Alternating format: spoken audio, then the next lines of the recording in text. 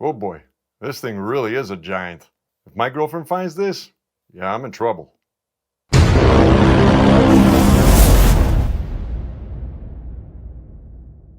Hey folks, we are back with another video, and today we are going to be working on a giant contact switch dropper post. So this dropper post is as basic as a dropper post gets, which makes it really easy to work on. I'm very confident that anybody out there could actually service this post, okay? There's very little to take apart, very little to clean, very little to grease, and very little to put together, which you will see. Okay, so let's jump straight into the tools and parts needed in order to get this job done. In order to open up the post, we are going to need an 18mm wrench or just an adjustable wrench. So this one just happened to be closer for me, so I got my 18mm wrench, right? For the inside, to take out a couple of shims, we're going to need a plastic pick. You could do a metal pick, just be a little bit more careful with the metal pick, right? We are going to need some type of grease, shrimp butter, slick honey, slick oleum, whatever your preference is, but any kind of shock fork grease will do for the job. We are going to need paper towels. We are going to need a dowel or something long in order to clean the bottom part of the post, the inside of the bottom part of the post out, and alcohol will come in handy. All right. As for parts, so you might not need this. This particular post over here, a buddy of mine bought a used bike for his wife, and I'm going to be rebuilding the whole bike basically. No idea what the history is in here. I do know that it retracts or it comes back up real slow. That leads me to believe that the two shims over here are worn out, and it definitely needs to be serviced as a whole, okay? So I will be replacing everything only because we have no idea of the history of this thing, right? So there is a giant kit that gives you basically dust caps, the shims, slider set, whatever they want to call it, right? And a couple of other little bushings, basically. So you can find this online. If you can see that, there's, I don't know if it's their part number or not, to be honest. But nonetheless, you might need this, you might not need this. In this case, I don't know if I do or not. Better safe than sorry, right? If I put this on there, I'm sure she'll be able to use these parts for who knows how long. All right, so on to the job. So the first thing we want to do is remove the dropper from the bike. And to do that, there's a couple of options over here. This particular bike, a buddy of mine bought for his wife, it has to be completely reset in the front. I got to chop the bars, and ultimately I have to shorten the cable. So in my case, I'm going to be dismantling the whole thing, right? But in your case, chances are you won't have to do that. So what you want to do is create enough slack in the internal cable in order to disconnect the barrel from the actuator on the dropper without having to remove the entire cable, all right? So you got a couple of options over here. One, if you look at your barrel, over here where you tighten tension on your cable, if it's already been pulled out in order to create tension, what you can do is put it back in. So take this little screw, bring it all the way up, and then screw the tensioner all the way in. Now, inside this cable, there will be enough slack in order to separate the dropper from the actuator, or the cable from the actuator. Your other option is, if this is all the way in and you can't loosen it from here, is you're ultimately going to have to loosen the cable from the remote itself. That's got its positives and negatives, basically. If you're careful with it, it won't go all the way through. You have to make sure that it doesn't come out.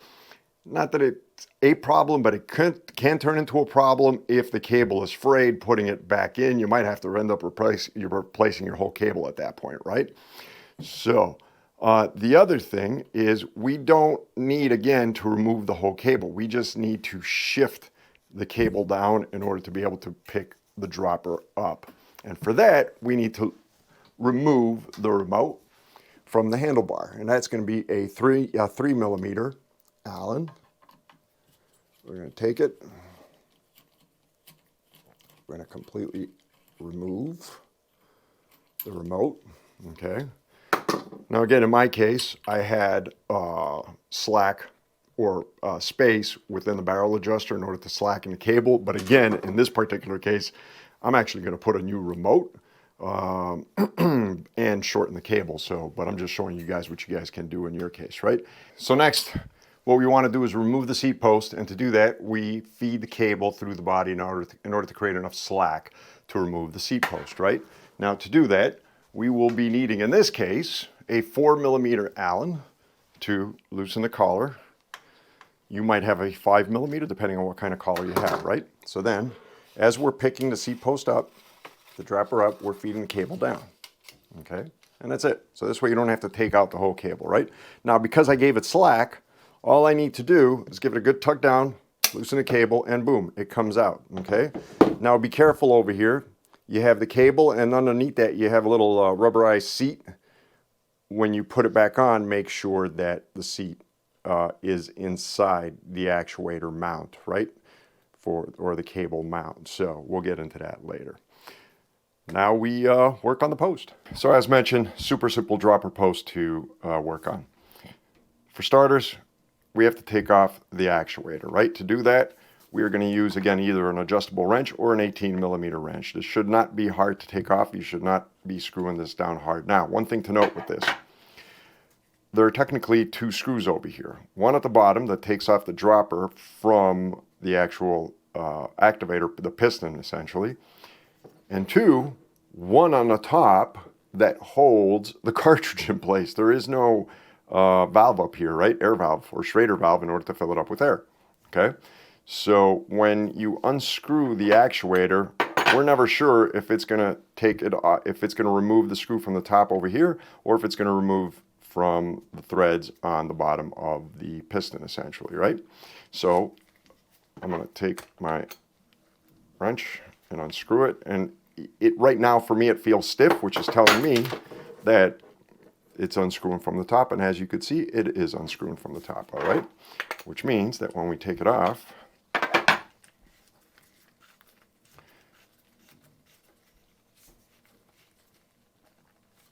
a little bit more, it is attached to this piston essentially. So what we're going to do now is just unscrew it from that piston. Ta-da! Done. Okay. And now take off the bumper. Right. Again, this is the actual piston. This is what pushes it up and down. And now we take out the entire cartridge. That is the internal cartridge. This is a preset cartridge. There is no adjusting of air on this thing. Basically, it is what it is. All right. So we're going to put that on the side for now. So next, we're going to take the collar. We're going to unscrew the collar.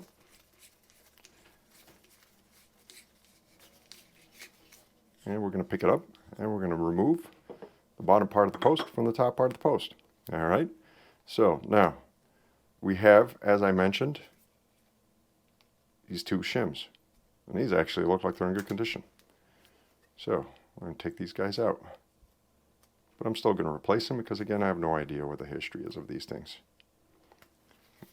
As you can see, a little bit sticky in there. Okay. And then we have this collar, this internal collar. Take that guy out. And then we have a bushing over here, which should be essentially a split ring. And there's the split. And we take that guy out, put him on the side, and then we remove the collar. All right, just like that. Done. Now it's just a question of cleanup. So first we are going to start with the dropper post itself. Okay. We're going to remove all grease or all old grease on the outside. All right, make sure you get it from the essentially the pins, really, more than anything, and get the inside. And this guy is clean. Inspect him, make sure there's no major cracks or anything like that. In fact, this guy has a bit of a chip over here. Not the end of the world, but it is what it is. All right. So next, the collar. Now this is important. Now I'm going to be replacing my collar, but in your case, chances are you're not going to be replacing it, right? So clean this thing thoroughly. You want to get on the inside. Make sure you use your fingernail and get into all those small spots, because usually this is where dirt collects for all droppers, right? So usually the wipers are going to be a little bit concave. Make sure you get in there with your finger real well and clean out those concave parts, right? Because again, that's where dirt will usually collect, and that's what wears out the finish on the droppers itself. Okay, put a little bit of alcohol in there. Break up any old grease. Okay, and make sure your threads are clean. All right. See what I mean? Still some old grease in there. Okay.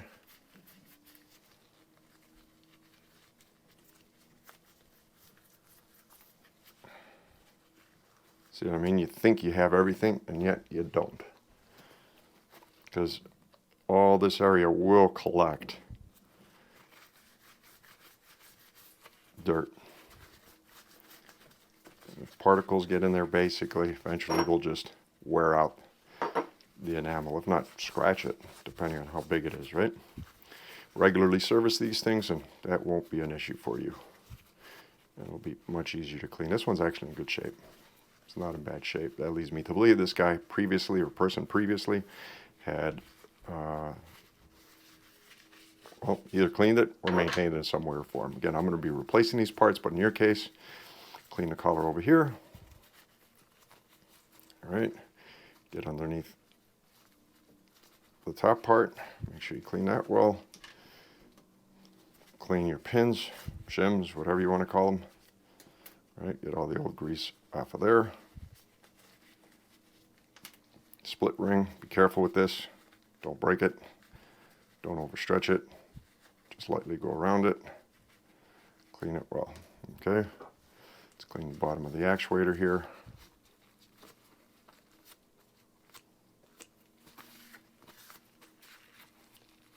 All right. Just clean this guy, and then last but not least, the inside. Now the inside has guides, okay? We want to clean out those guides best we can, right? And those guides are basically where these pins go into, and there's a proper way to actually install it, which we will go over when we assemble everything. All right, so with this guy over here, what I'm going to do is put a little bit of alcohol in him, shake him back and forth just to break up any alcohol, any grease that's in there. All right. Then I'm going to take a bunch of these guys first, bunch them up. Best is to bunch them up where there's a lot of corners just like that, so they sort of grab everywhere into a ball, and then just force them through just like that. First pass, and we are pretty good, but it definitely needs another pass. And the next pass I'm going to do with clean towels. All right, a bunch of clean towels, and scrunch them into jagged balls, basically. And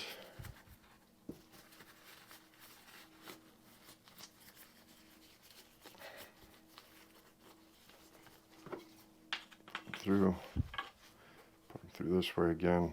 Just put them back and forth, and put them through one last time. Oh, wow, we are real good. That is very clean inside. Outstanding. One last thing. Okay. Clean the threads on the outside. Don't forget those. Make sure there's no debris on them. Right? And we clean the threads as well on the bottom. Make sure there's no debris in there. Make sure that your guides are clean and these things are clean. All right, next is assembly. Time for assembly. So this is everything in order of assembly, right? Now, one thing I absolutely want to mention, this is a fully sealed cartridge and should not be opened up in any way, right? It is highly pressurized. It is not meant to be opened, right? There's no way to service this thing. If it goes bad, it goes bad. It needs to get replaced, okay? So there is no way to put air into it. Do not try and find a way to put air into it, okay?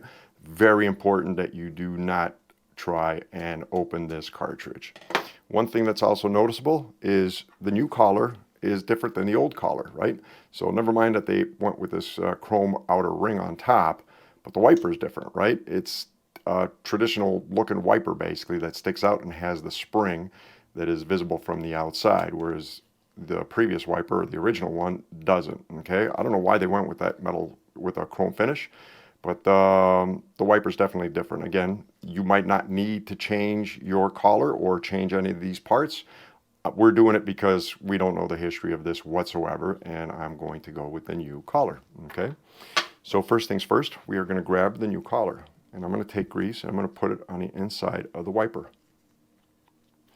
I'm going to try and fill the concave portion of it with a good layer of grease, just like that, okay?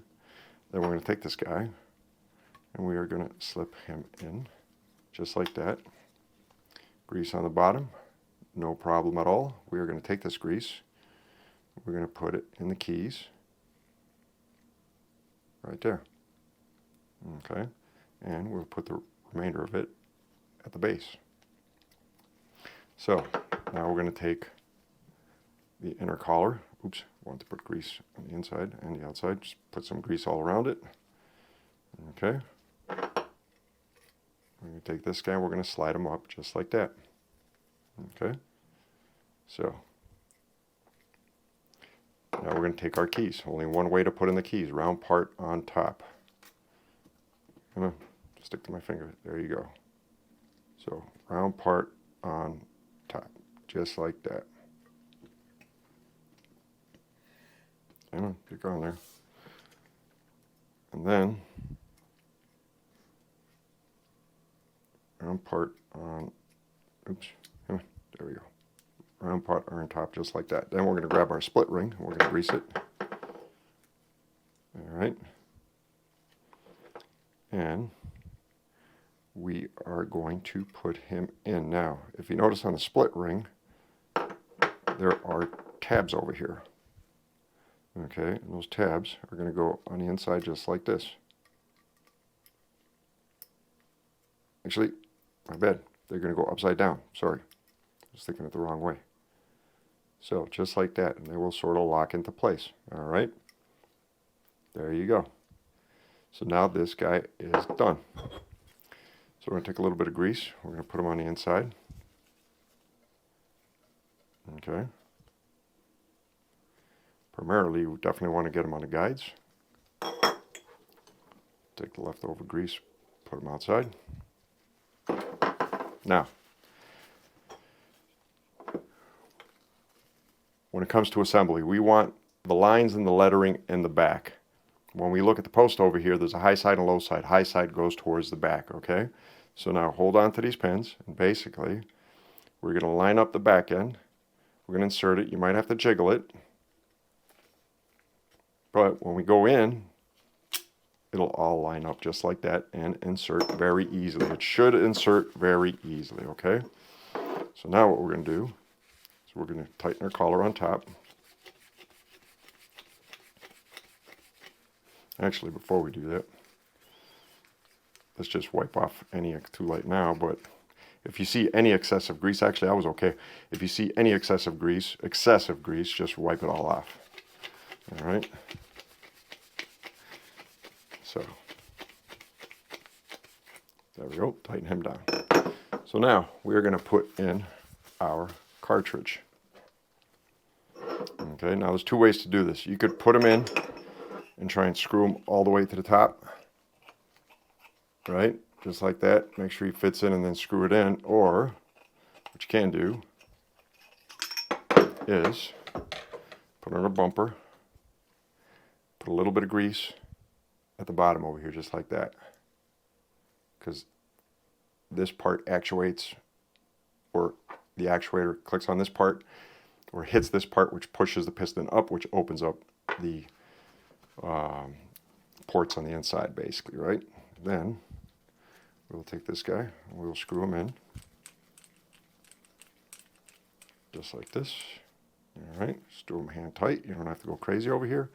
Then we can take the whole thing and put them in. And basically, it's going to be easier to tie him on top. He will tighten both the top and the bottom. Okay, so as you see, on top we're already tight. Might get a little bit stiff. Grab our wrench. And do not crank down on this guy. Snug. He just needs to be snug. If you need a little bit more grease because of the grip, put a towel, grab him, and just snug just like that.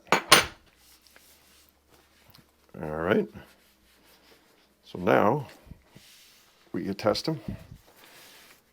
See if he works out a little bit better. Well, might as well put a towel down here so it don't make too much noise. To test him, just push down the actuator. Might need a pick in order to do it. All right. Oop. Well, it definitely goes down. Let me see if I can do it by hand.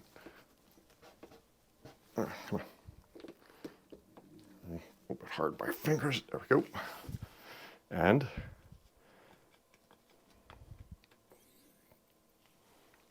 okay. Oops, I didn't hit him hard enough. Let's try that one more time. Okay, let's see if I can do it this way. Oh yeah, we are good. Actuate him a few times. And there we go. We are all set, ready to put her back on the bike. Again, these posts are super simple. They don't have all that much adjustment. I mean, you can't even control the amount of air that you put inside, but they are very easy to service. Just keep up with the services on these guys and they will work for you just fine. Okay. As far as putting it on the bike, I mean, again, it's a cable. The cable barrel attaches to the top of the actuator, and you just install it in the bike as you would a regular dropper post. All right. So if you like the video, please give it a thumbs up. If you dislike the video, give it 2 thumbs down.